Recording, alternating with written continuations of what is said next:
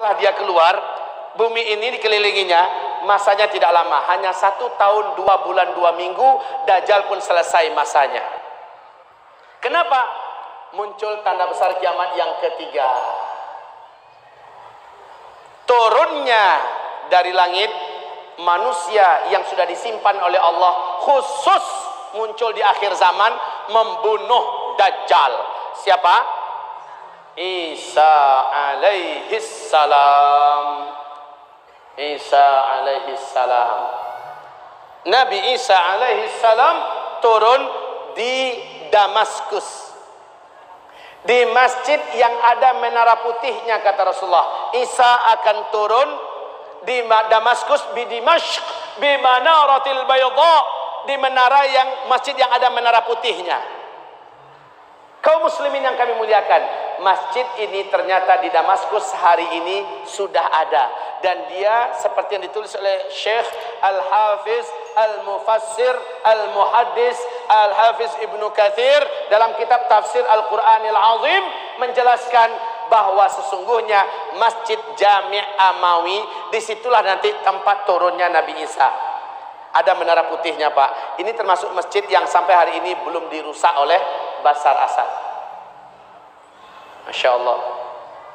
Kaum muslimin yang kami muliakan, Nabi Isa turun di Damaskus, bukan Isa Habibullah yang di Jombang kemarin ngaku sebagai Nabi Isa.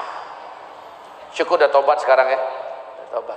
Bukan, kaum muslimin, Isa turun. Al-Mahdi terkepung di masjid itu sudah sekian hari. Orang-orang beriman bersama Al-Mahdi sudah terkepung di dalam masjid itu sekian hari. Al-Mahdi ini siapa yang akan memimpin di sini? Di mana munculnya Al-Mahdi? Setelah Dukhan. Ingat baik-baik, Al-Mahdi akan muncul setelah Dukhan. Di sini Al-Mahdi muncul. Taib, kaum muslimin, Al-Mahdi menaklukkan timur dan barat. Kemudian saat Dajjal keluar, dia tidak sanggup berperang melawan Dajjal, dalam artian tidak terkalahkan Dajjal. Lalu Al-Mahdi terkepung di Masjid Jami' Amawi. Al-Mahdi, hamba-hamba Allah yang kami muliakan, dengan orang beriman salat subuh berjamaah, kumandang subuh. Kemudian selesai salat sunat fajar atau salat sunat qabliyah subuh, Al-Mahdi suruh qomat. Beliau pun maju ke depan. Saat maju ke depan, seluruh mata mengarah kepada langit. Ternyata Nabi Isa sedang turun diapit oleh 2 malaikat yang masing-masing malaikat punya 2 sayap yang terkembang. Nabi Isa turun. Tangan Isa yang kanan memegang bahu sebelah kiri malaikat sebelah kanannya. Tangan Isa yang sebelah kiri, telapak tangannya memegang bahu sebelah kanan malaikat yang sebelah kirinya. Isa pun turun.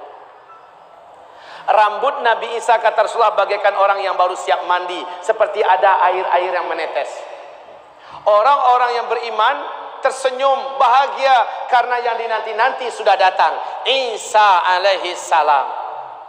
Dan memang mereka sangat yakin, Pak, inilah saatnya Nabi Isa harus turun. Isa pun turun.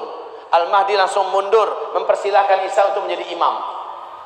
Isa berkata, tidak. Imam pada masa ini adalah engkau. Saya hanya penolongmu. Saya hanya pendampingmu. Majulah, jadilah imam. Isa pun sholat di belakangnya. Sholat subuh selesai, zikir selesai, matahari mulai terbit. Ternyata Dajjal berhasil mendobrak pintu masjid. Dajjal masuk dengan penuh kesombongan. Orang-orang yang menjadi bala tentara Dajjal dari kalangan Yahudi Asbahan dan Yahudi-Yahudi lainnya bersatu ingin mencincang Al-Mahdi, mencincang orang-orang beriman yang ada di dalam masjid. Penuh bawa sombong dan angkuh, Dajjal masuk. Ternyata Isa berdiri. Dajjal datang, Isa berdiri. Saling bertatap-tatapanlah 2 manusia legendaris akhir zaman ini, antara Isa dengan Dajjal. Dajjal langsung menjerit. Dajjal langsung menjerit. Melihat Isa menjerit, kata Rasulullah, meleleh tubuhnya. Demi Allah, kata Rasulullah, kalaulah Dajjal tetap di tempatnya, kalaulah Dajjal tetap di situ, di tempatnya, maka dia akan mencair menjadi cairan menggenang di lantai. Tapi Dajjal langsung lari. Dengan kekuatannya yang diberikan oleh Allah, Dajjal lari ke ufuk timur. Allah takdirkan Isa di atas kemampuan Dajjal punya kemampuan. Isa sudah menunggu di situ. Mau kemana boy? Lari ke ufuk barat, sudah ditunggu oleh Nabi Isa. Terakhir Dajjal lari ke Palestina, tepat di pintu Lut, kata Rasulullah. Isa menanti di situ dengan tombak khusus, dihantamkan tombak itu ke tubuh Dajjal. Tembus, Dajjal menjerit sakaratul maut, mampus tuh makhluk.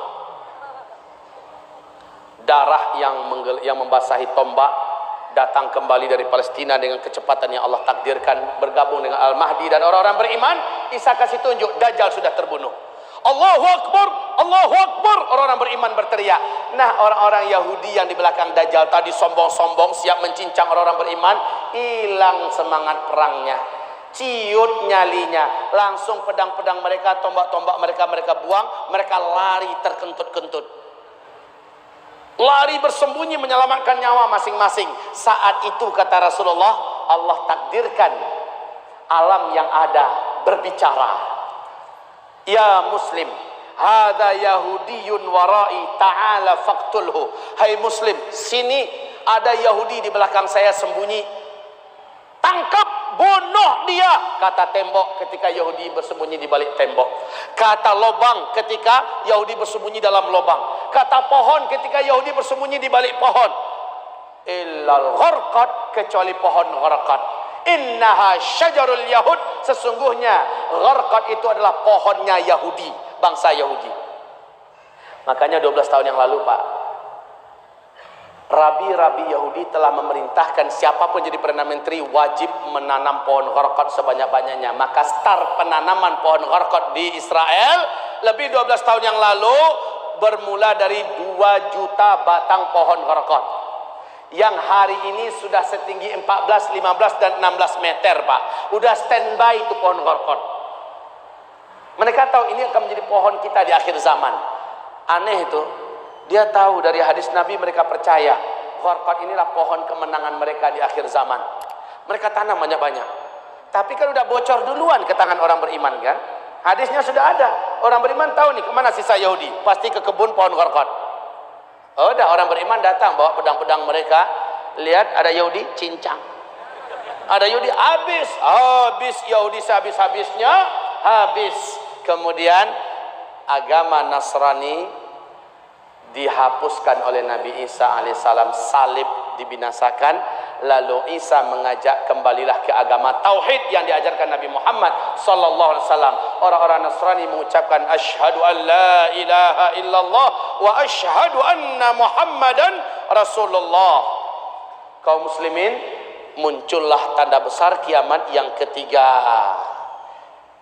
Yang keempat, nauzubillah, dan ini sekaligus menjadi penutup fase keempat. Apa? Yang Allah ceritakan di surat Al-Kahfi. Lepaslah bangsa yang dikurung oleh Zulkarnain.